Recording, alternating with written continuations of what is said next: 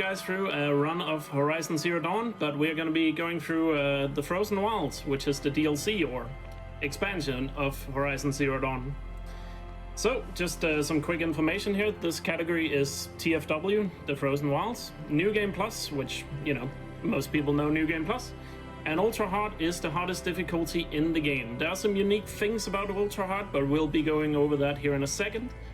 Just some quick thought thing here. When it's a New Game Plus run of the Frozen Wilds, we actually start up here next to the Grave Horde. In order to skip, you can see this entire starting right to actually get to the Frozen Wilds. And you can see I've not entered the Frozen Wilds area. It's completely clean.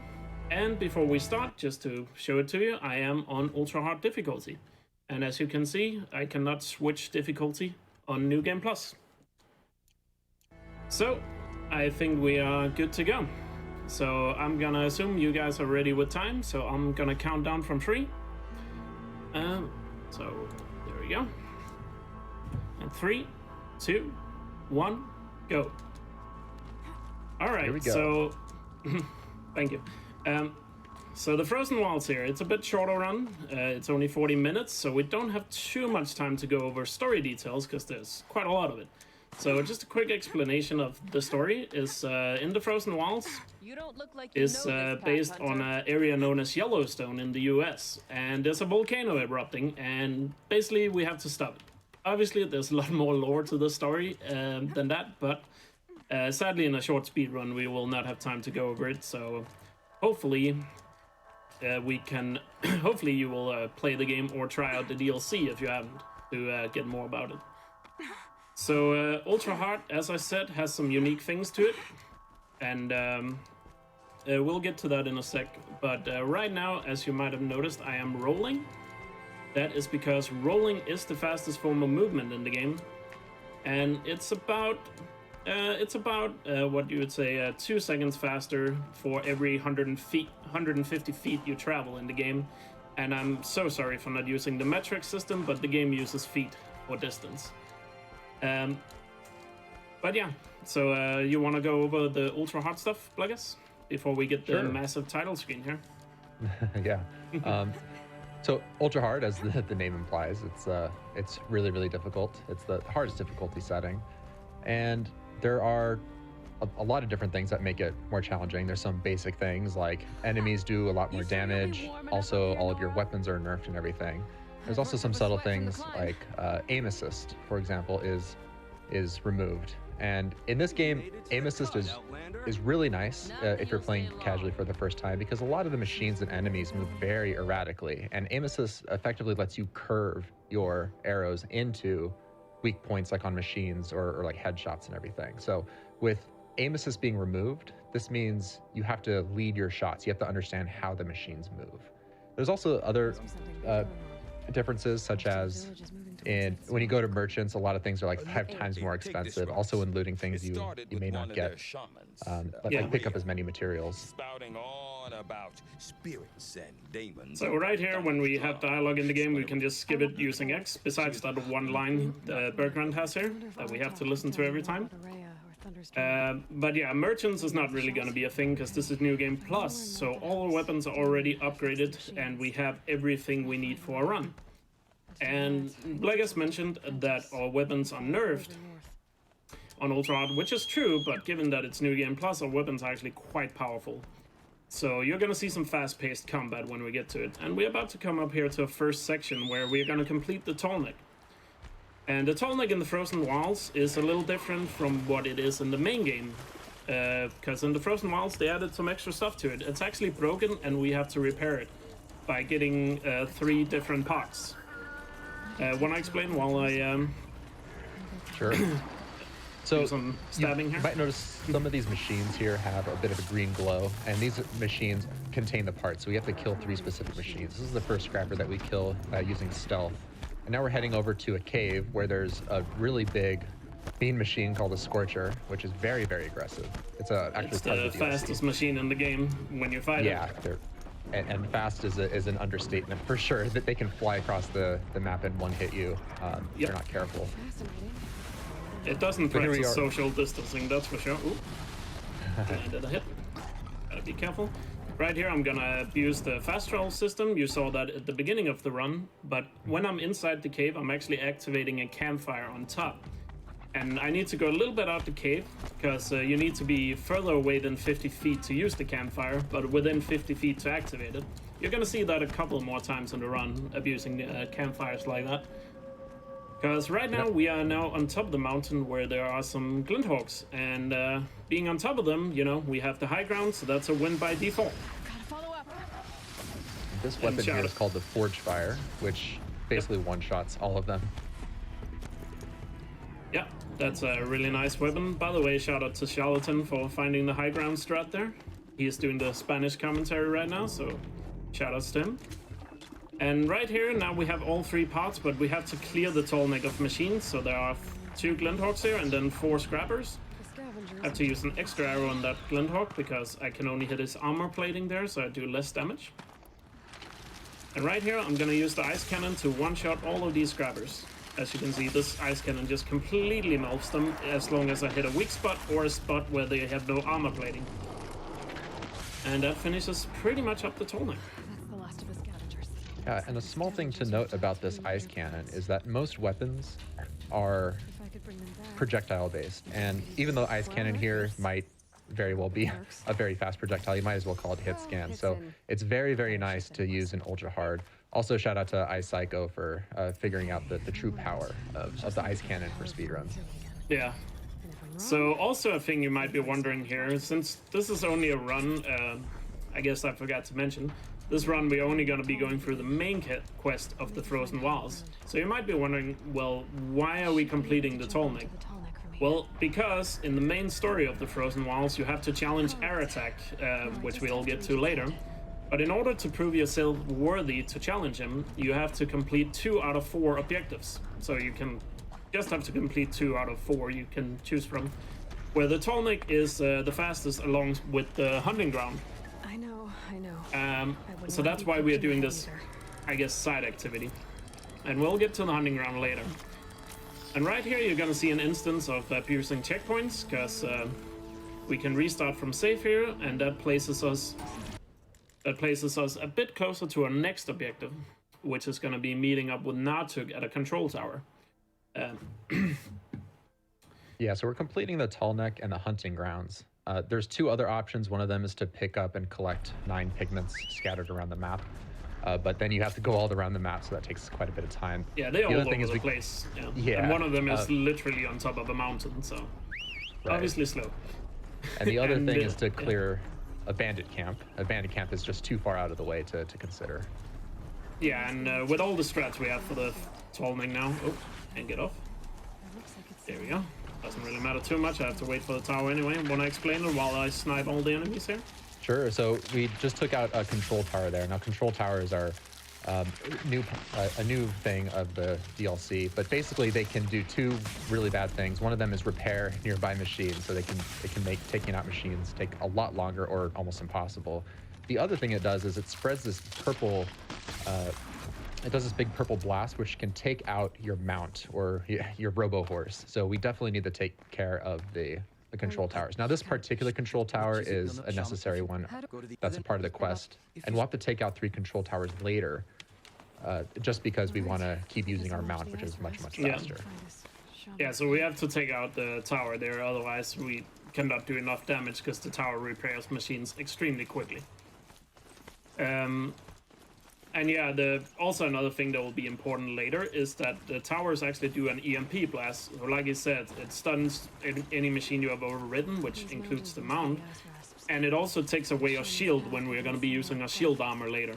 That will be very important in the very final fight of the game. So coming up here is Shaman's Path. Now, Shaman's Path has recently kind of undergone some changes. So there was a huge skip found for Shaman's Path, which I'm not going to be showing in this run, because it's like a major skip that basically saves about 2 minutes, you would say, right? Yeah, that sounds about right. Yeah, but the problem with it is it's very hardware specific, so it is extremely easy to do if you have a PS4 Slim or a PS4, regular PS4. On Pro, it's extremely inconsistent. It almost sometimes only works like 1 out of 10 times. And so far, nobody has been able to do it on PC. Pretty far up. So because it's a bit too hardware dependent, we simply don't allow it in this category anymore. We have a different category for it now. So yeah, it's just dependent on lag and specific hardware, so that's a bit of an issue. Yeah, just so you know, basically the skip involves riding your mount into this cave, which was not intended by the developers. And having slow hardware, basically, it lets us get past an invisible wall. And because the mount was never intended to be in here, it lets you kind of clip through the walls. But as Elk said, it's just, it kind of reduces the mood of the game when it's harder for people that have a PS4 Pro versus a PS4 and now with PC. Yeah, it's nice to split the category so everybody can be on a level playing field. Yeah. But everything that is showcased here, I'm actually playing on PS4 in case anybody's wondering, because I didn't have much time due to the release date of the PC version to practice on PC leading up to GDQ and all that. So this is PS4, by the way. But anything showcased in this run can be done on PC. So if you're interested in running on PC, you can totally do that, and you can do anything I'm showing here today on PC. So coming up here is a little skip. You might remember if you played casually, there's these bridges you have to activate, or a bridge here you have to activate in order to progress. But we are just gonna abuse the hitboxes here. That was actually quite smooth. And just completely skip the puzzle, because, you know, we don't have time for that. And right here, we just have a bunch of movement to go here on Shaman's Path. Oh, catapult? Oh my god, I got the catapult straight. Oh, beautiful. Nicely That requires done. perfect timing on the bridge there to get launched up when it's going down. Preferably, you just want the bridge to, you know, stand still so you can just go across it. But I had perfect timing there, so it basically worked as a catapult. Anyway, now there's just going to be a bunch of movement. I'm going to climb up a mountain, so not much interesting, but can we get some interesting donations while this is going on? Of course. Sturk sends us $500 GDQ clap. He says, "Hi Elk, sadly I've been working this week missing most of SGDQ, but I've been hyped for your run all week. Horizon Zero Dawn is one of my favorite games of all time. Here's a small donation. Good luck on the run." Thank you so much. We've also got Bookworm with a $50 donation. They say, "I enjoyed playing Horizon Zero Dawn casually, and I'm so excited to see it speedrun. Putting this donation towards Pump It Up. We saw Happy Feet's run up for CRDQ, and it was incredible. Indeed, it was. We are currently sitting at $53,000. You guys are making it go. Come on, keep it going, guys." Wow. All right. They come. Nice.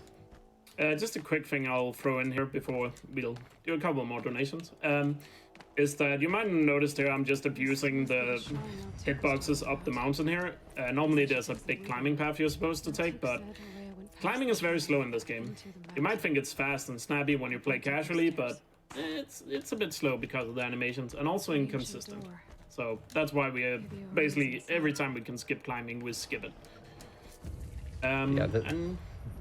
There's the especially there's in some points when Aloy's climbing, they do this really beautiful slow motion, long jump and everything. Yep. And oh man, in speedrunning, it's just painful.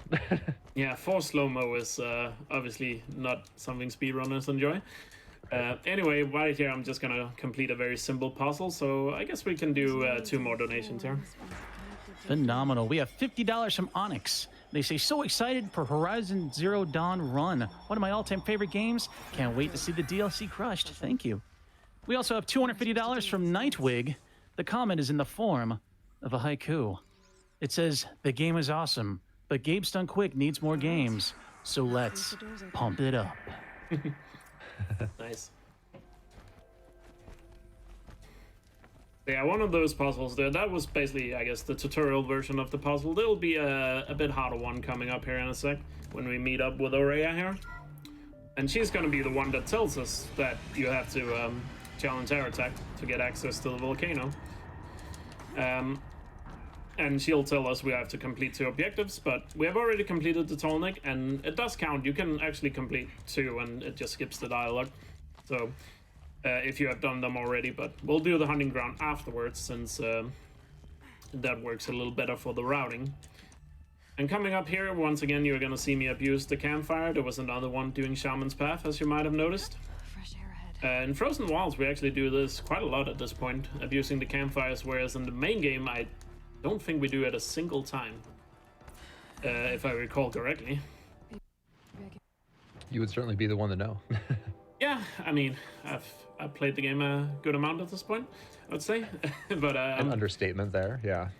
a bit of an understatement. I have been running this game for let me see, a little over 2.5 years at this point, and yeah, so and pretty much exclusively ran this for 2.5 years. So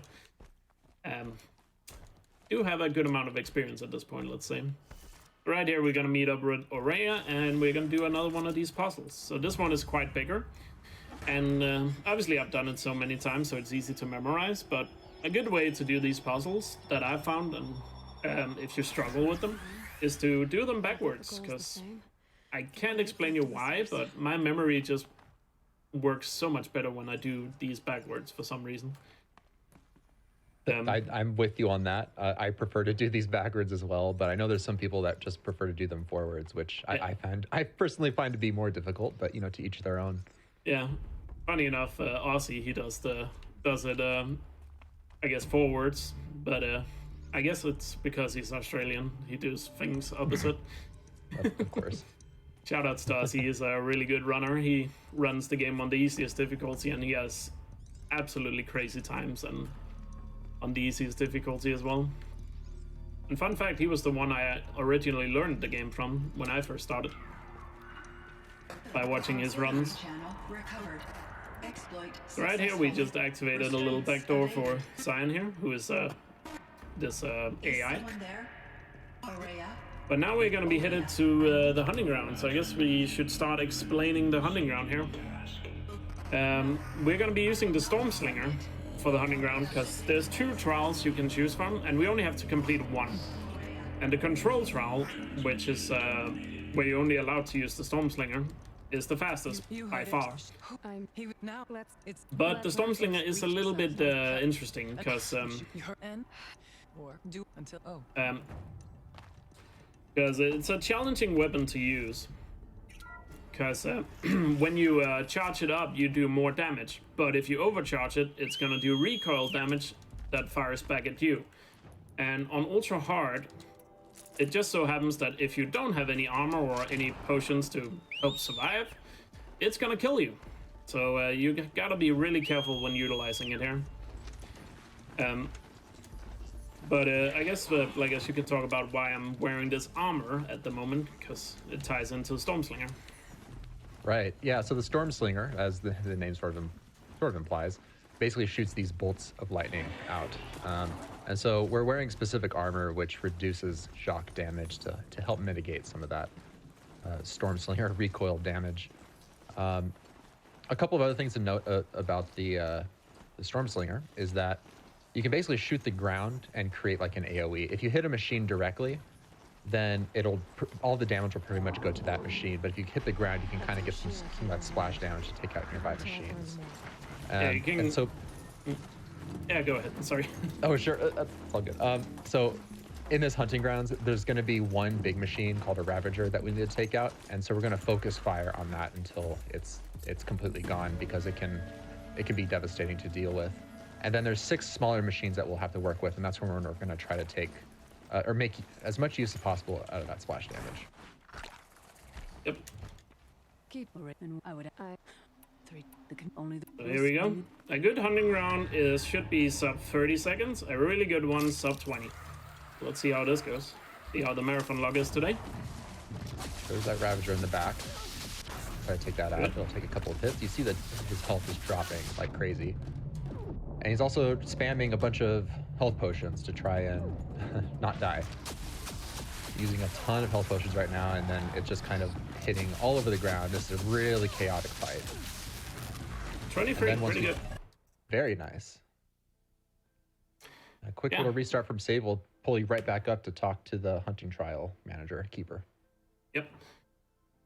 23 seconds is actually pretty good. The IL record, or the record for that hunting ground on Ultra Hard, is, I believe, 15 seconds by you is the fastest.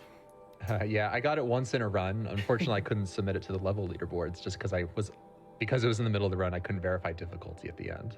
But I have gotten 15. Yeah, and just maybe to freak out some people a little bit, I always like to shout out the easiest difficulty, because that hunting ground on easiest difficulty is The record is 5 seconds. Just goes to show how fast you can do it. It's not even the fastest hunting ground in the game. There's a hunting ground called Parts Alone, or a trial called Parts Alone, that is done in 2 seconds. And we believe it's possible to do it in 1 second. Like, you can do it crazy fast, these hunting grounds. Yeah, now that we've completed the hunting grounds and the tall neck, now we can challenge Aratek, which will let us go through a huge competition with him called the Werak Challenge. Yep. Once again, skipping some dialogue here. And then we'll get to see their faces, and then we'll fast roll to the challenge, because all we had to do here was just challenge him. I'm still wearing this outfit because we're actually going to be using the Stormslinger again coming up, because now we are really going to take advantage of the area of effect damage or splash damage with it to clear a herd, because there's 3 parts to this Werak challenge. The first part is clearing out a herd as fast as possible, which has a ton of machines. I believe 3 Lanthorns, 3 Watchers, and 2 Longlegs. And preferably we clear out the Lanthorns and 2 of the Watchers with the Stormslinger. Then we snipe the Longlegs before they get close, because they blow up when I shoot them, so I don't want them to be close enough to hit me. And then finish off the last Watcher after that. So that's going to be the first part, but once again we're going to abuse the checkpoint system a little bit before we get to the challenge. Gotta head up that mountain. You might have also noticed, we don't do it too much in the DLC, but in the main game you would see it a lot, that every time I call my mount, I either point my camera down or I'm turning my camera away from where I want to go. That is because the mount always spawns off screen, so we are trying to, you know, get a favorable spawn of the mount. Right here, we are once again gonna Skyrim our way up the mountain here. And abuse a little checkpoint here. And this checkpoint, you can go the normal way and do it about the same time, but restarting from save actually puts the machines in a lot more favorable position. Especially for when we have to do the Stormslinger splash damage. So you want to take over while I focus on the fight here?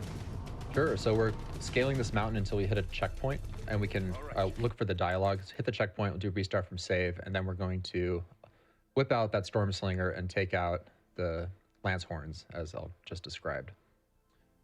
Once they're gone, as well as some of the Watchers, then we'll switch over to the Ice Cannon and work on the Longlegs. Here we go, we're trying to be a little messy, hit the ground there, the Lance Horns are gone, then take out some of these Watchers that are nearby. Perfect. Then we'll switch over to the Ice Cannon and hit there. They have a sack on the front, which if you hit will cause a big explosion.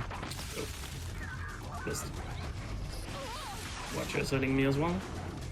Causing a bit of bow disruption. Here. Yeah, switching to the bow just because it takes a long time to charge up that Ice Cannon. Yeah, and when the Longlegs are close, they're not gonna allow you to charge it up. Exactly. Oops. There we go. Got you, buddy. Set up my weapons here for the next area, and feel free to talk about that. So, sure, yeah. So the next area here, there's basically 3 parts to this challenge. So we finish the first part, we have to go over and activate a balloon. Then we go to a next area, and there's a bunch of machines there, but the challenge is just to take out 2 freeze bellowbacks. So to take these out, we're going to start with, again, the Ice Cannon. And then we'll try to switch to striker, our striker bow to finish them off. Now, one of them is usually too far away, so we have to keep using the Ice Cannon. And another thing in the menuing there is that we now have switched out of our shock resist armor to our shield weaver armor, which can tank a lot of damage. There we go. We hit the bellowback. Now they're in a state of freeze, which lets us apply a lot more damage. So they're gone. And now this bellowback is too far for our bow to hit. So we have to continuously use the Ice Cannon because it has further range. Yeah, and coming up next here is the Frostclaw fight, where we're going to be fighting 3 Frostclaws. One of them we are just going to take out while they stand there and flex. And the other 2 is the trigger part, where we're going to go for their bellies. But you can explain that while I focus here, and hopefully get an absolutely crazy fast fight compared to what you probably did. Yeah, this is definitely considered to be one of the hardest fights of the game, but basically we try to take out these weak points that each Frostclaw has 3 freeze weak points. If you blow one out, then they go into a state of freeze, which lets you double the damage. So Elkjaer is now using the ice can to try and take out the belly weak point. This is for a few reasons. Not only does it freeze them, just like the shoulders, but they stay frozen for longer. It also disables some attacks, which can be very punishing in the context of the speedrun. I'm just going to focus fire on this bear that is going to go down really quickly, hopefully. And by the way, when I speedrun this game, I call this split slappy bears because, as you can see, the bears like to slap you around a lot. So that the second bear is gone, so we got the freeze cannon, took out that belly in one shot, and now we're just going to keep unloading our arrows into this bear until it'll drop. And believe it or not, but that was actually a little bit of a slow fight for my standards. I messed up my there's a quick menu in the bottom left there that I messed up. I had accidentally had the shock potion equipped instead of my health potion, so I thought I was healing myself, but I actually wasn't. So I had to sort that out while dodging the attack. But it worked out, didn't die, but a little slow. But I can live with that. Anyway, on to Long Notch now. So on the way to Long Notch, as Bleggers mentioned earlier, now we're gonna have 3 control towers on the way. Long Notch is a little bit further away, so we're gonna use a mount to get there faster, but the towers disable a mount, so we have to take it out. I wait for the pulse here, then I whistle for my mount, because then he can't get stunned by the pulse if he spawns after the pulse has started. And that you can see he just spawns right here. And then careful. A little close there, but we're good, we're safe. Nobody panic. And then right here, I'm gonna get off right here at this shadow, and then I have a brief window of time where I can hit this tower before it pulses. Take it out before he hits my mount, and then we are cleared there. And then the last tower is actually pretty simple. Keep quiet now. Because that is coming up here, but the last tower is actually gonna hit my mount because I cannot hit it before it pulses. So I'm gonna wait for the pulse to hit my mount before I take the tower out. Because if you take the tower out while the pulse is on the way to your mount, the mount will get stunned and be stunned for forever. I'm not sure if that's intended or a bug. But seems like a bug to me, yeah. It seems like a little bit of a bug, but it's always been in the game. So you're gonna see me here. I'm gonna get off my mount and then wait until I hear the pulse hitting my mount. I can also look at my shield because it also hits my shield. And then shoot, because then when you destroy the tower, the stun basically goes away, allowing you to get back on the mount and continue. And now we're gonna be heading into Firebreak. And Firebreak here starts off a little bit simple, not too much going on, so we can do with some donations here. Fantastic. The goalie Dan sends us $250. They say, "Hey Elk, not how we pictured it, but glad you made it to GDQ.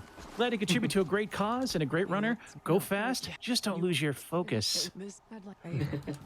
We also got $25. I know. We got $25 from DFB. They say donating for the last incentive. So pumped for Pump It Up. And I also can't wait for the Horizon Zero Dawn run. Good vibes to Elkjaer, and thanks to all the runners and crew for making this summer semi-normal.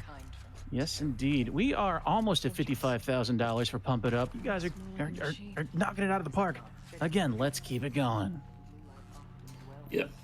So coming up here is a room where a bunch of machines which are optional, and optional in speedrun means we don't do them. Or we're not going to kill them at least, so we're just going to run by them. And then we're going to do a little bit of a jump here, and hopefully I'll just nail it in one try, and it looks awesome. Just like that. That's pretty easy. It's not. It's actually a little bit harder than you think. But first try nonetheless. Skipping climbing a ladder there by using, again, the hitboxes of the railing. And then coming up here is a room with 2 split paths. And going straight front here is the fastest way, so we are just gonna continue straight down the middle. And it turns out you don't actually have to kill these machines. You can once again just walk by them, and let's just hope they don't hit us. Yeah, there's 2 Scorchers and a Behemoth here, and once you open this door, then there's a Frostclaw as well, so it's definitely an intense fight, but fortunately we can just run up and open the door. And luckily, when you're on an animation of interacting with something like I just was there, you're invulnerable to damage. Now coming up here is going to be a little bit of a exploit of how a wall works or a window. So you're going to see me come up here and I'm going to be standing in a very specific spot. I'm going to be standing right here. I'm going to shoot a little bit out the window and you can see some machines on the other side are getting alerted and coming close. Because we're going to kill them while this hologram plays. So there's a hologram here that does some story stuff. And there's a door we can't go through until the hologram is down. So let's use this downtime to just kill the machines through the window. Because for some reason, this sling with the animation you have can just shoot through this glass. Oh, yeah, it's if like you hold the Aloy's sling all the way back. Yeah, Aloy's like collision, like it's touching the glass right now, but the animation of like holding the sling sticks out just in front of the glass, so we can basically just shoot through the glass. Now this only works for slings. We can't use arrows or anything right now. Yeah, the sling is far from the most optimal weapon against these machines, so it takes a little long to kill them. But you know, we have a toast going on, so we have plenty of time. But yeah, the sling is the only weapon that can shoot through this glass, and it's just exploiting a little bit of an oversight, so we have a more clear path here towards the end. Right here, we're just gonna hit this guy. You see that? One more does it. And the last one here, he's standing up there. He's out of reach, you can see here. There's no way I'm hitting him. Why am I? Nope. Way too out of range. So we just have one machine left to clear out before we are free to go safely through that room, because nothing else will happen there, I'm pretty sure. Right? Of course, yeah. I mean, we killed everything. Should be good. Yeah, we killed everything, yeah. What could possibly go wrong? Famous last words, I guess. So, I have the ice cannon here again, because I just want to snipe the scrapper as soon as I have a line of sight on him. I can look at him and spot him while going down the zip line, just to figure out where he is, and then see if we can just pop him like that. There we go. And then I go in here and switch to the correct weapon. I cannot figure out how to menu. Sorry, I'm not a JRPG runner, so my menuing is terrible. That's my biggest weakness as a speedrunner, is menuing. But I'm switching out to my ice rail just in case something happens. So when we try to open this door, as you can probably tell by our sarcasm, we're gonna get jumped by a Thunderjaw. And not just any Thunderjaw, a demonic Thunderjaw, which has purple glow around them. So they're very, very strong. So the way that we're going to take this out... I'm just going to stand here, let him come close, dodge him at the last second, start freezing him, wait for an attack. He's going to go for the launch. So I reload while I dodge, so I can keep freezing. Now he wants to go for a tail attack. He's... air attack froze him a little too early. That's not what I wanted. Take out the plates that cover his heart, and then we can do a ton of damage shooting into his heart, and this is going to be a triple, I think. It is a triple. Nice and easy. Killing a Thunderjaw in 3 shots, no big deal. So removing those heart plates and then just shooting triple shots while he's frozen into the heart, you can get, as you saw there, you can get 3,600 damage per shot, and 3 shots is a dead Thunderjaw. Yeah, the heart on a Thunderjaw, when you hit it, it's basically a 5x multiplier. And that on top of the 2x multiplier from freeze and triple shot, it adds up to massive damage. Yeah. So the hardest part about that fight is just keeping the Thunderjaw standing sideways, which he doesn't like to do. So it's a really hard thing, especially for new people running the game, is keeping him sideways. Anyway, here comes another funny little skip. There's this vent, and you can just... I rolled too late. Trying to time my commentary. Nope, failed it. You want to explain while I try to get it? Sure. Yeah, so when Aloy is doing like a rolling animation, she effectively has these invincibility frames.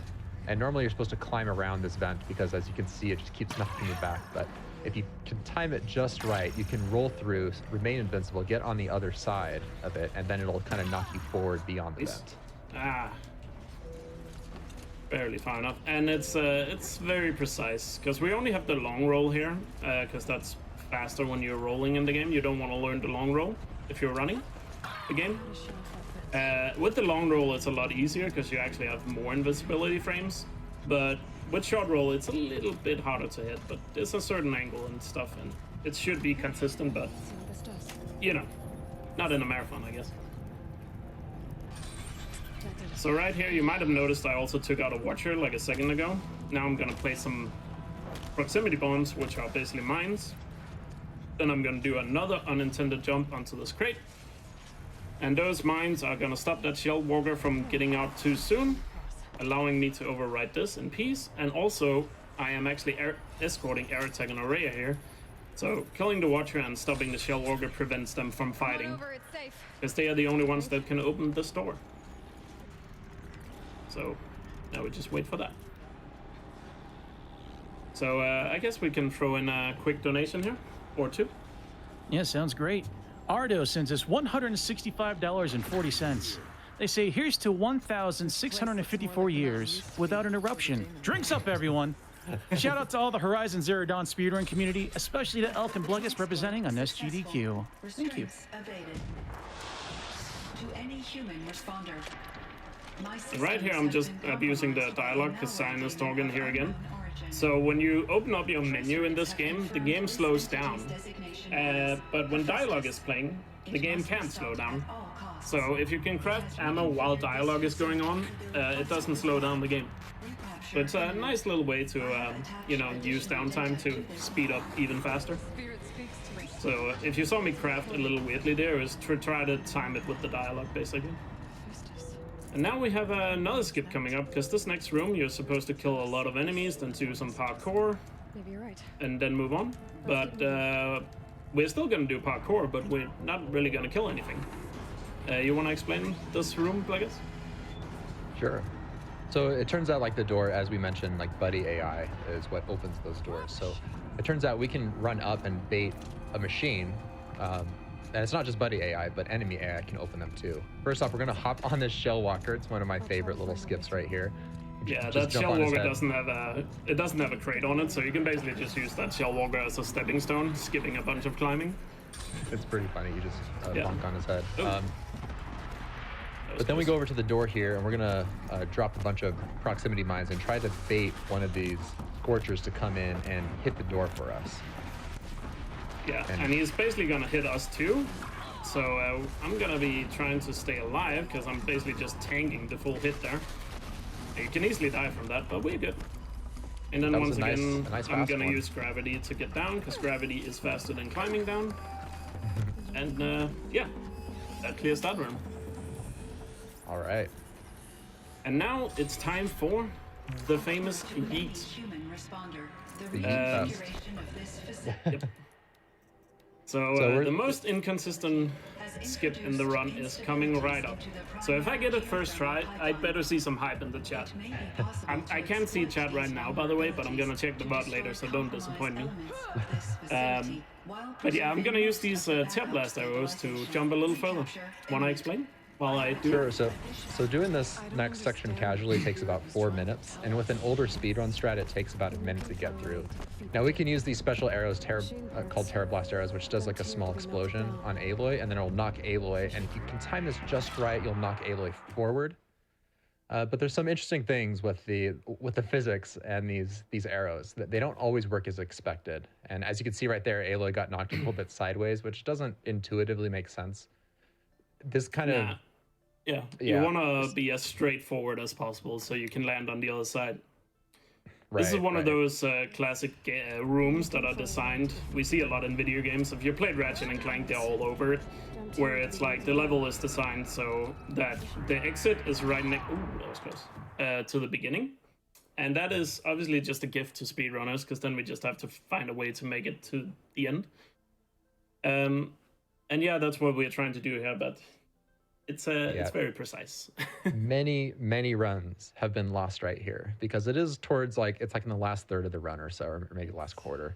Been looking So, for There's only like Coming up one to fight here. left in the run after this, so Yeah. Don't here to be melted down. a fight that's Efficient. luckily. I completely brain farted on that one. Whoops. Yeah. The By the way, if timing it is takes very, too very long, I tricky. might do the old strat here. Sure. But yeah, it's not an easy trick. Unfortunately, but as I said, compared to old speedrun strats, it saves a minute. So yeah, if you want a good time, you basically have to do it. Don't here to be melted down. And there's a lot of ways Efficient. people try to line it up. But yeah, it's not easy. I guess while I attempt a few more attempts, we could get some donations. That is no problem, Elk. We got $50 from Shippington. They say, growing up, my two loves were dinosaurs and robots, so this game quickly became my favorite of this generation. Loving the run and the whole GDQ event. Thanks, superstars. Hey, thank you. Jason Siegel sends us $25. They say, I just finished Horizon Zero Dawn in the Frozen Wilds a few weeks ago, and I loved every minute of it. So excited to see this incredible run. Save the blue light. Indeed. So I'm just gonna give it a few more. At least the attempts here are fairly quick.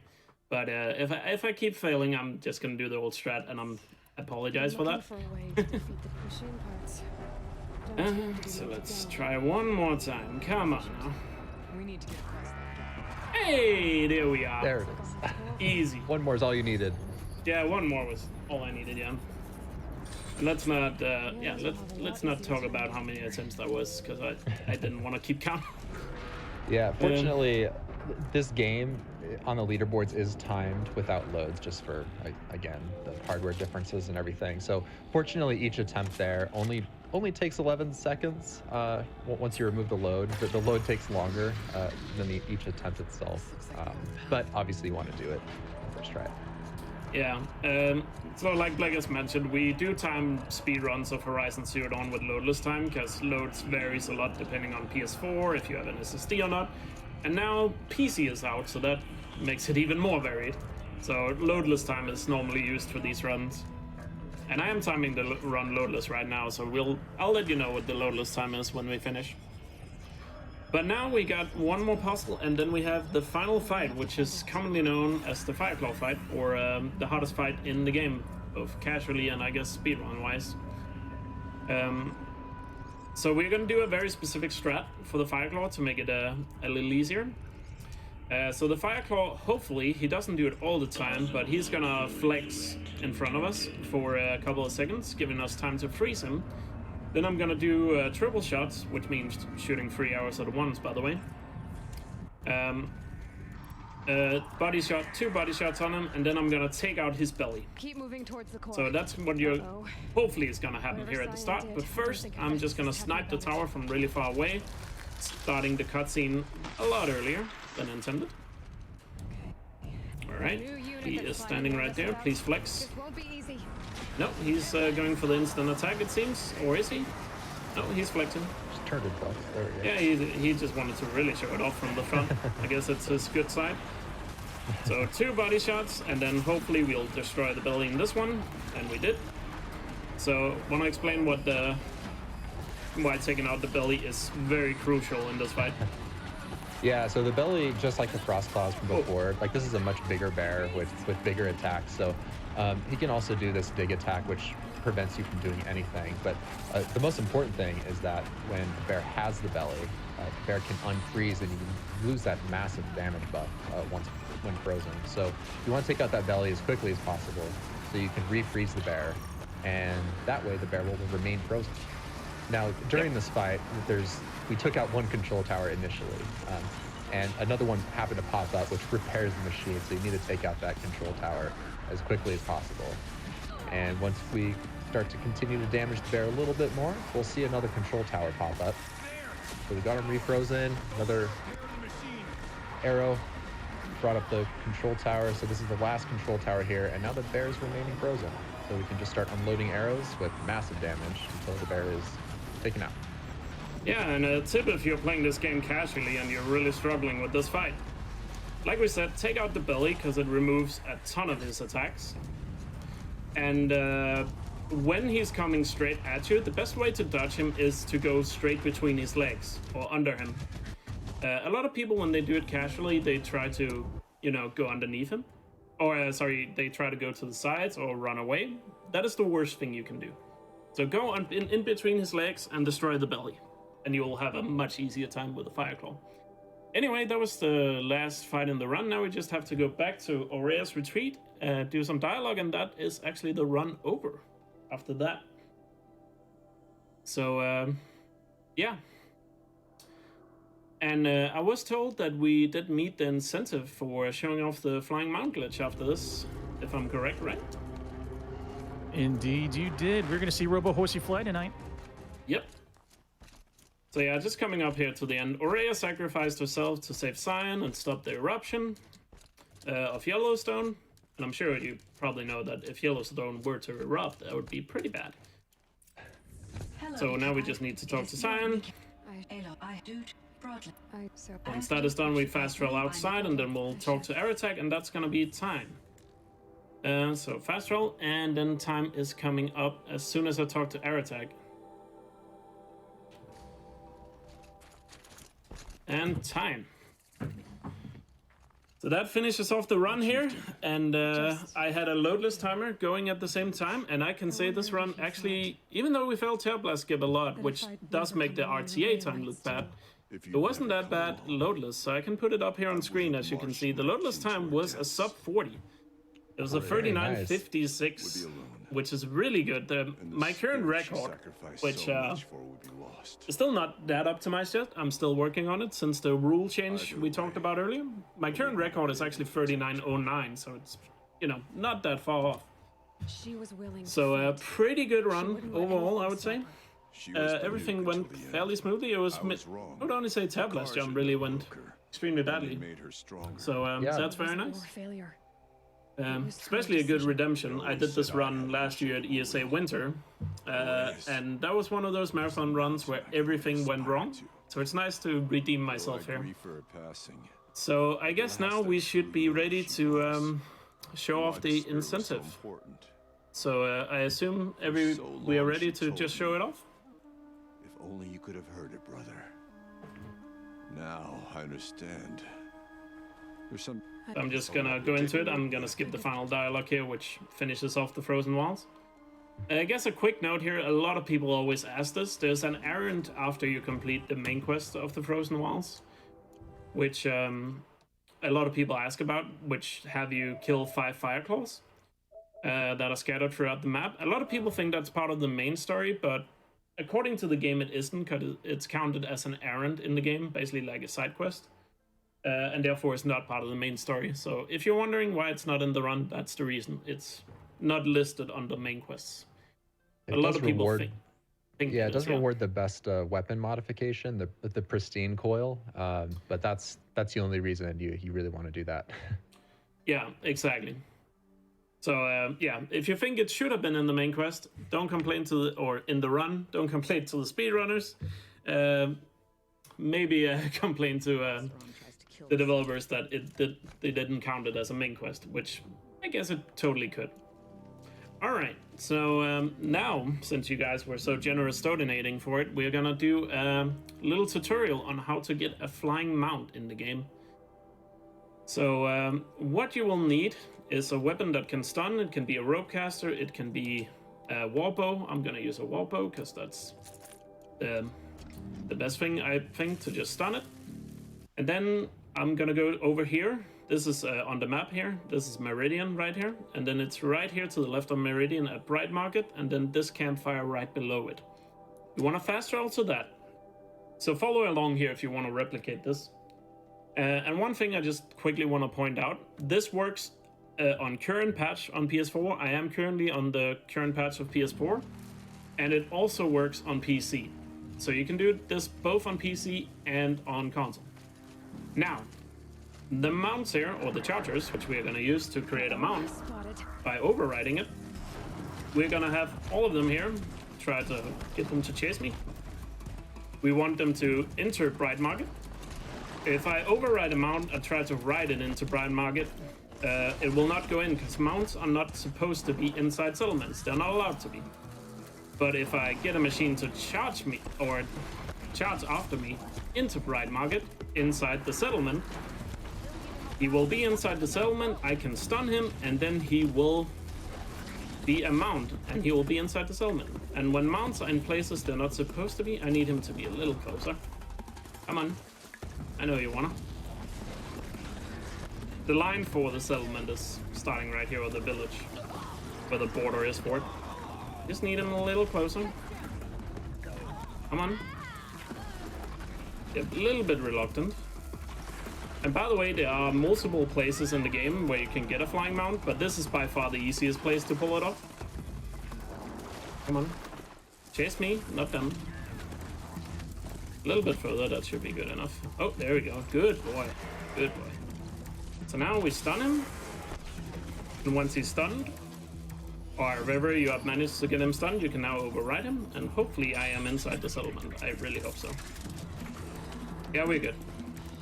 So the mount, once it's inside a place it's not supposed to be, it doesn't really follow, I guess, the laws of physics, you would say. Right?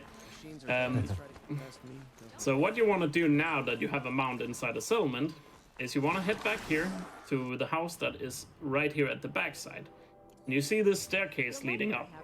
You're gonna take the mount and walk slowly up the staircase. You can do it at any speed, but it's a lot more consistent if you do it slowly. I recommend going as slow as possible up the staircase. And then the mount is simply gonna clip through the wall when you go inside the building. And he should take a little step upwards when you clip through the wall. That is a good sign that you did it correctly. You'll regret not stopping when you're in the. And then once we're on the inside, we can walk out and you'll see what happens. So hopefully we get up here. That was a bit low. He didn't take a proper step upwards there, so I'm just gonna quickly try that again. So a lot of people always say, oh, it's such a shame you can't override a flying machine, that there's no way to fly around. Well, there is.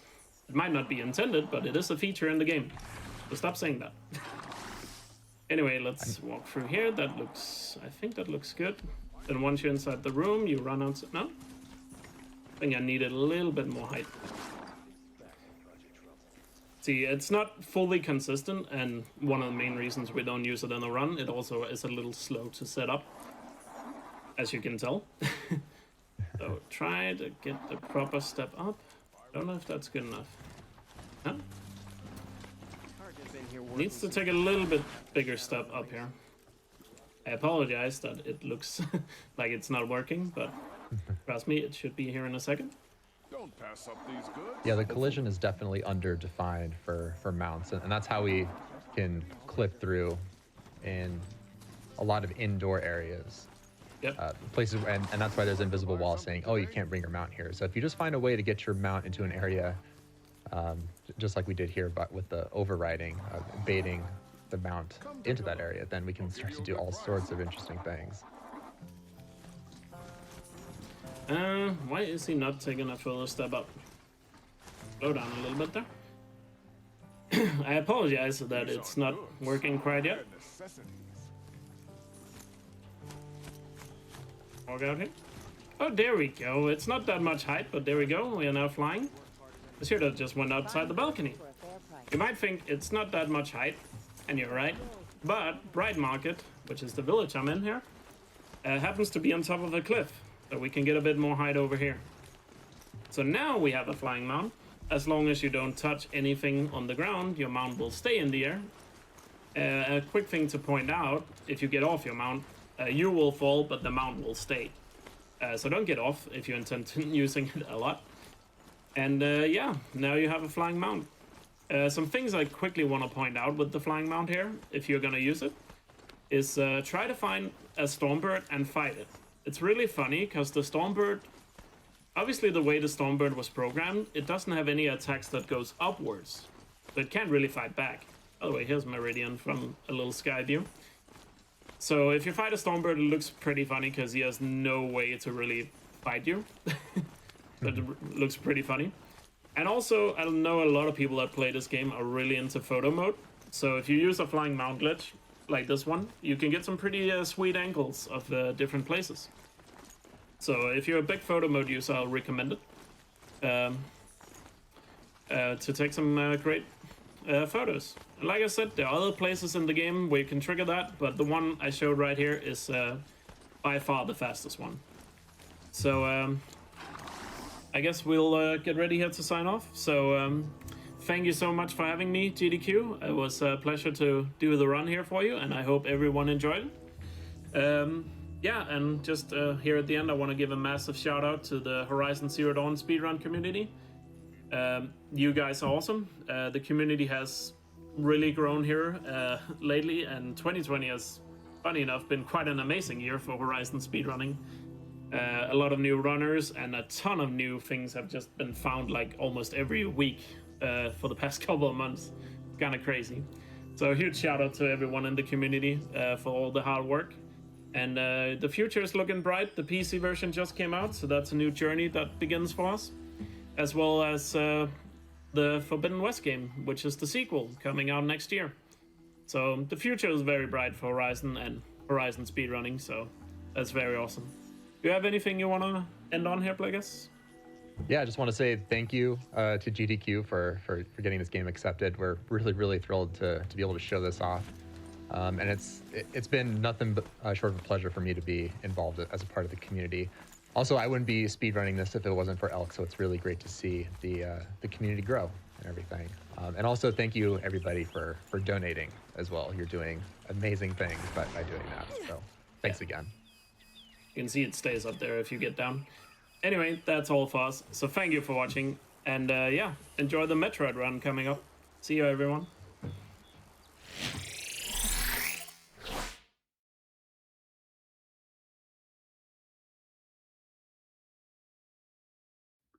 Thank you so much, Elkjaer, for that incredible run of the Frozen Wilds. Thank you, Plagueis, for that very lovely commentary. And thank you, Flying Robo Horsey, for making my day. Oh, that was wonderful. Simply wonderful.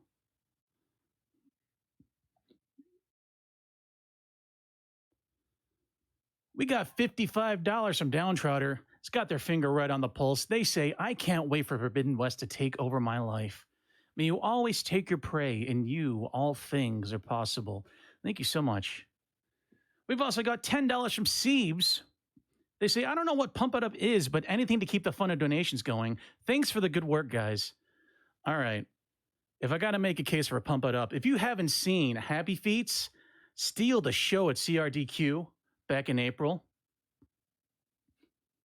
All right, you're probably asking now, Pump It Up, how do you speedrun that? But when this incentive gets met, I guarantee you will be saying, Pump It Up, how did he speedrun that? It's that incredible. It is that amazing. And that will be coming up hopefully soon. We are over $5,500, people. You guys are coming out for it. We're going to be kicking it into overdrive very soon. Very soon. So let's keep it going. Hey, we have an anonymous $25 donation. Their comment reads, people all over the world, donate, yeah, for my hype train, a hype train. Oh, thank you, Anonymous. Are you the OJs? Are you the 70s R&B band, the OJs? All right, I don't need to out you. I'm good, though. All right, we got a quick Twitch chat I'm going to send you to. Do not touch that tab. SGDQ 2020 Online will be right back.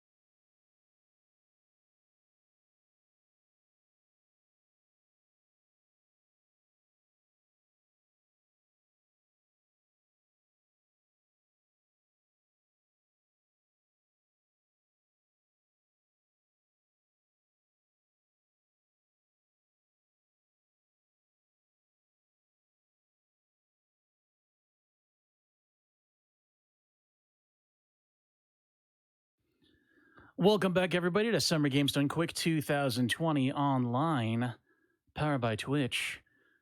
All right, coming up next is something I've been beyond hype for all week long. Hercules Bench Press and C. Scotty W are going to go head-to-head in their race of Metroid Fusion. Now, they're the top two runners in this particular category on the speedrun.com leaderboards. In fact, they're the only two runners in this particular category, since this will be a 1% hard difficulty run. Oh, yes, Scotty and Herc are going to be performing a run featuring one of the highest difficulty spikes in the entire Metroid series, all while only picking up a single missile expansion. The threats are real. One-hit kills will be a thing. Monka S all the way. And once again, they are doing it as a race. These two veteran Fusion players have only their supreme mastery of the game to get them through what is sure to be a thrill-a-minute, non-stop firing on all cylinders race, and to put on a superly incredible show for all of you, and it is coming up in just a little bit. We got some donations ahead of that, though. We have Scattered Dreamer with $50 in the form of a haiku. They say, I have no haiku, but this is for a good cause. So haiku to you? Wait, what? Scattered Dreamer, thank you so much for your generosity. I think you're a secret genius.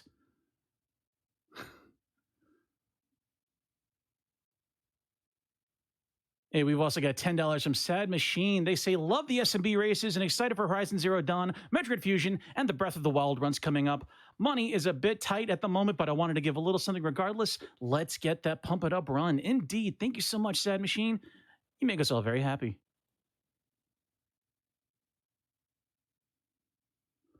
Oh, wow. We have a $50 donation from somebody who is named Pumped Up. And I need to, here, give me a second. All right, their comment reads, I need it, not want, need. The Pump It Up exhibition by Happy Feet was the most amazing, and I need it. And now a poem. Roses are red, violets are blue. I am pumped up, and you should be too. Wow, I am now, thank you. Oh, that's better. That's better than coffee. Whew.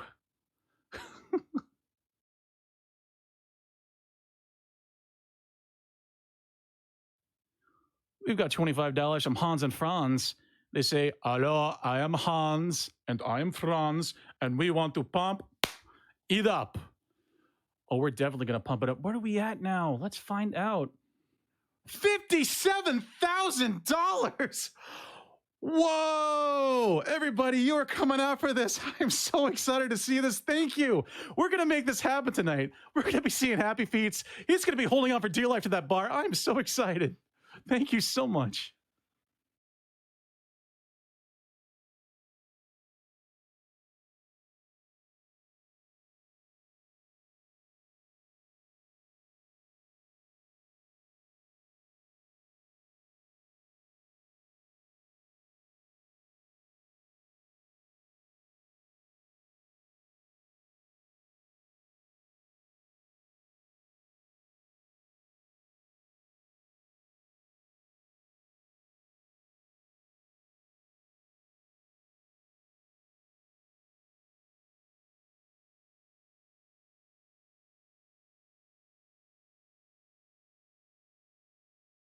All right, we have an interview coming up, but before that, I have $25 from Cartridge Blowers, my longtime friend and my favorite host. He says, I'm beyond excited for this Fusion race. Best of luck to Scotty and Herc. May the best man win. And shout-outs to iggyzig, my favorite host. Aww. To continue bringing high class to GDQ, here's a haiku. Game needs a fat beat. Ig, I'll donate $100. Do the Metroid rap. Thank you, Cardi. Thanks a lot. All right, a little background information. We're very good friends, Cardi and I. We did a Metroid rap a long time ago. It's not very good. Do we? Oh, God, we do have time. All right, here we go. This is for the hundo. This is for charity, Cardi. Let's do this.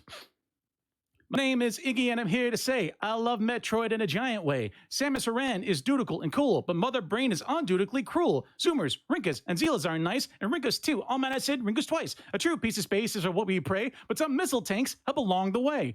And then, oh, he does his part, I do my part. Okay, we got to cover time. Let's go to the finish. So yo, homeboy, the galaxy is a piece.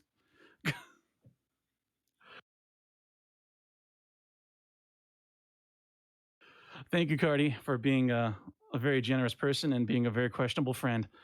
I love you, man. We got $15 from Kat. Let me move away from that. We got $50 from Kat. Says, thank you so much for putting up such a great show. Huge props to the tech team, especially. And that's what it says. Thank you. All right, and it's now time to throw to an interview with the runner of the Breath of the Wild run, Limcube.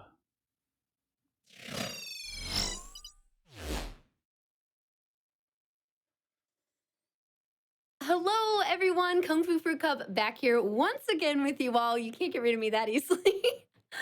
Happy Friday afternoon for this SGDQ 2020 online. I am joined today by Limcube, who is getting ready to do his Breath of the Wild all dog treasures run. How are you doing, Lim? I'm doing good. A little nervous, but I think I'm ready. It's okay. I feel like everybody goes through nerves, and that's totally fine. It's very normal, and you're going to do great no matter what. It's Breath of the Wild. Come on. True. So for those who haven't experienced all dog treasures, can you explain what that category means? Yeah, I think it started off pretty much as like a meme. So there's like a bunch of dogs in this game, and everybody was super upset that you cannot pet them. But 16 of those dogs, if you feed them, they will lead you to a treasure. And our goal is essentially to feed all of these dogs as fast as possible. One of these dogs is behind this huge quest line called From the Ground Up, where you build a village called Terrytown in the game. So while you feed all of the dogs, you have some other things to do. And it shows off all of the new movements that hasn't been shown at the GDQ since last SGDQ, where we had any percent. It's great. It's fast paced. You see most of the map, and it's wholesome. You said there were 16 dogs? 16 dogs, yeah. Okay, cool. I actually didn't realize that you had to build up Terrytown in order to get Yes, one not of the completely. dogs. You have to do it like 3 steps out of 4, but quite a bit. But still, Terrytown's my favorite side quest, so it's going to be awesome to see that. I love that. That's pretty cool. That's what I named my Animal Crossing island. Anyway. So how long have you been running Breath of the Wild at this point? I think like 1 and a little bit more than 1.5 years. I started when the game, the 80% run, just got like below 30 minutes, where the BTB was discovered, a trick where you bounce on an enemy and you go flying. And then last year, SGDQ, I was on the couch for that run, 80%. And ever since, I've been dabbling in different categories. I've been loving the game, haven't really done much else other than speedrunning the game, different categories, and I'm still going. Wow. Okay. So which categories do you cover right now? Currently, I've been mainly focusing, obviously, on dog percent. I recently did a 100% run, which is crazy in this game. It's like you'd have to do it over multiple days. Essentially, you have to get all of the Korok seeds and stuff. It's ridiculous. I have a decent time at 80%. I've done all shrines a lot, where you get all of the 120 shrines. And I'm planning to do all dungeons as well soon. Oh, fun. Okay. So you do almost everything. That's Pretty much. awesome. Yeah. 100% has gotten down below 20 hours now, I think. Yeah, below 19 recently, which it's below just 19. crazy. Yeah. That's insane. That's really insane because going through all the Koroks is just ridiculous. Yep. So aside from Breath of the Wild, since we know we have all the info about that with your run coming up, I know that you've had some other types of games that you run. Yes, I mean, I started off with Odyssey not too long ago, like a year and a half before I went into Breath of the Wild, Super Mario Odyssey. It's funny, I watched GDQs for like a long time, since 2014, 15. Didn't really dabble in speedrunning, and then I was in this bar and this one guy was like, yo, Super Mario Odyssey is coming out soon. I was like, what? Oh, I remember that's a Mario game that looks like GTA. Everybody was talking about because Mario is like in the city. And I checked it out day one, and people were already speedrunning it, were getting like crazy good, and I was like, I want to do that, I gotta switch, and that's when it started. Okay, so what do you run in Odyssey? I did 80% for like the most part, but later I did the longer categories as well. I did some darker side, which was shown at the GDQ before. I did a couple 100% runs. I also dabbled around in the categories. I think for the most part, I did more of the technical stuff there, like the timing and routing, less than the actual running part. And that changed when I got into Breath of the Wild. For sure. Would you say that you run more like Switch games in general, or do you do like specific in Zelda or Mario? What would you? So far, just Switch games. I want to say I'm kind of interested in potentially doing some Soul stuff in the future. Maybe Elden Ring sounds interesting to me when it comes out. So we'll see. Okay, nice. Well, that's great. And speaking of games on the Switch, we have Breath of the Wild 2 coming out. And I know you've been getting a lot of questions about that. Mm-hmm. Yeah, for sure. I'm trying to approach the situation with care because I feel like the easiest way to ruin that game is by having massive expectations, and people do have those already. And I feel like every stream I get the question like, "What do you think? Are they gonna patch out this? And is there gonna be dungeons and whatnot?" I'm trying to just say I'm pretty sure it's a good game. Nintendo usually got the Zelda games figured out. And I'm not expecting any specific content. Personally, as far as speedrunning goes, I would actually like if they had different tech, if it wasn't because people are saying this is going to use the same engine, so maybe we're just going to have the same thing again with a new map. I would hope that that isn't the case, that we have new tricks, because we'll always have Breath of the Wild, which is already a huge playground. You will never really run out of options with like categories you could do. So yeah, I'm trying to be careful, no expectations, hoping for the best, of course, but yeah. I think that's smart. I definitely think that's the smart play, and the idea of having different tech is going to make it more interesting, especially if you decide it's something that you want to run in the future. Once it's out, For sure. It'll give you that kind of like availability for something new and different, which would be great. Perfect. Yeah. Well, thank you so much, Lim. Your run, so Limcube's run is coming up after the Metroid Fusion 1% hard race, which is up next. So get very excited not only for the race, but also for the All Dog Treasures run. They're all going to be great. So excited for the rest of the day. Thank you so much for chatting with me, Lim. Thank you. Yeah, of course. All right, we're going to throw it back up to the host for now, and we will see you all soon.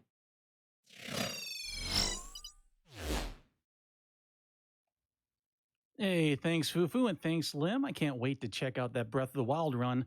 We're going to have some happy doggos tonight. We are about to get set up for that Metroid race. In the meantime, here's some few donations.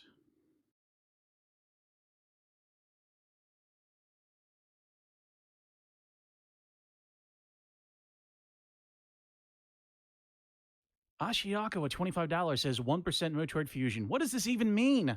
Regardless, here's 25 towards Pump It Up. Let's get the bonus game, yeah? Well, 1%, 1% Metroid Fusion means it's going to be an incredible race, and you should watch it, and you're not going to look away. It's going to be good. It's going to be so good. We've also got $5 from SAX. Uh-oh, the SAX. She says a race, so double the chances to kill Samus.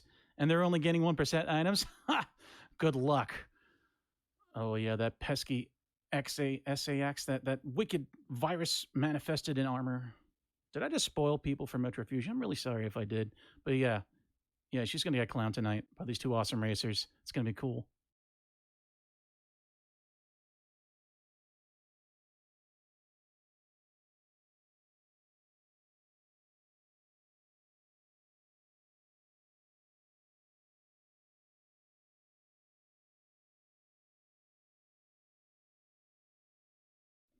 MC sends us $25.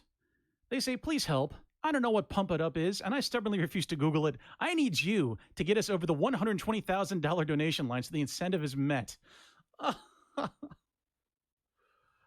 far are we in that? Let me do a refresh. 58, we are nearly at $59,000. Y'all are coming out. Oh, you're pumping up this Pump It Up to Pump It Up. Thank you so much, everybody. We're gonna get to at least 50% by the end of the Fusion run. Oh, we're gonna.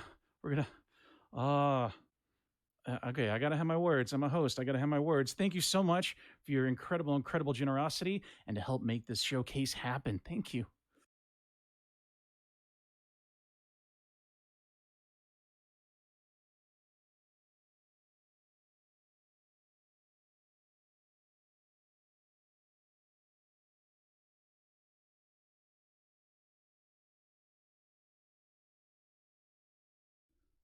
I got the time to tell you all about why we're benefiting, so I'm going to do that right now. Médecins Sans Frontières is an international humanitarian medical aid organization that works in over 70 countries around the world, providing life-saving medical humanitarian care and speaking out about what they see in those areas.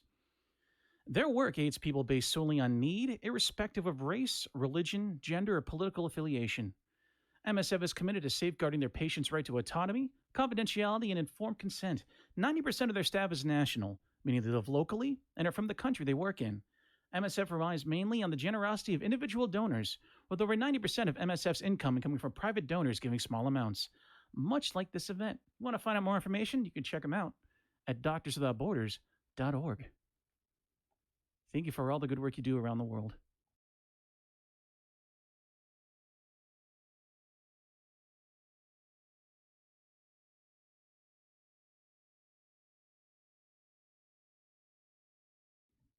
$10 from an anonymous donator.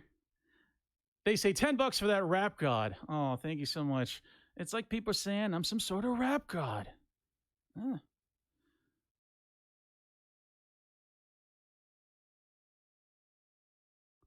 Key of the Lime sends us a $50 donation. They offer a warning in the form of a haiku. What is draining life? A Metroid on my back. You are not my friend. Okay, that's a slight against Metroids, but you know, I'm down. Thank you so much for the generosity.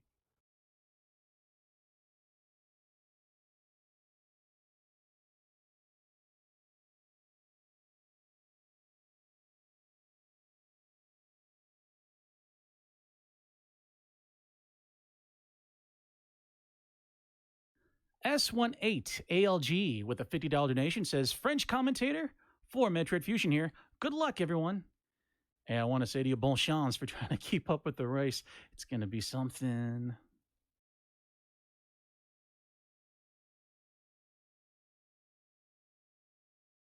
We've also got $25 from Hope Soft Paws.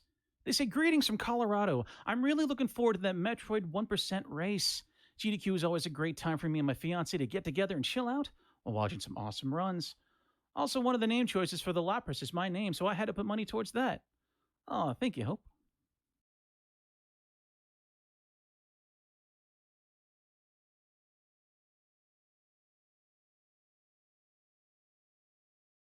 Yeah, speaking of the Pokemon Fire, Red, Leaf, Green, any percent glitchless names, there is a litany, a literal litany of names. I think my favorite's got to be the fly Pokemon nickname. My husband. Did I do it right? I hope I did it right. So yeah, thank you everybody.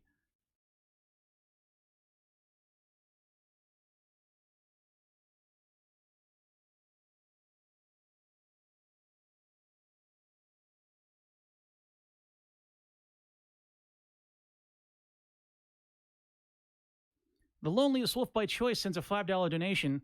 They say, Pumped Up has gotten me curious, so here is a haiku for thee. I am curious. Pump It Up is being hyped. Is Pumped Up life is for me?